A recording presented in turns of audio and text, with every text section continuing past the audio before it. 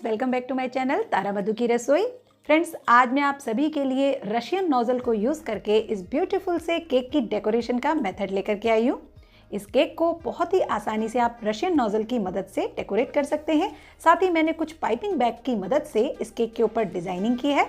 फ्रेंड्स, इस केक का डिज़ाइन कुछ इस तरीके का है कि इसे आप मल्टीपर्पज़ यूज़ कर सकते हैं। आप चाहें तो इसे बर्थडे पे यूज़ कर सकते हैं, चाहे तो किसी की एनिवर्सरी पर भी यूज़ कर सकते हैं। तो है ना फ्रेंड्स, ये कमाल का केक 2 in 1 जिसे आप 2 तरीके से यूज़ कर सकते हैं। तो गाइस, एंजॉय कीजिए इस वीडियो को। पसंद आए तो इसे लाइक, शेयर और मेरे चैनल को जरूर सब्सक्राइब कीजिएगा।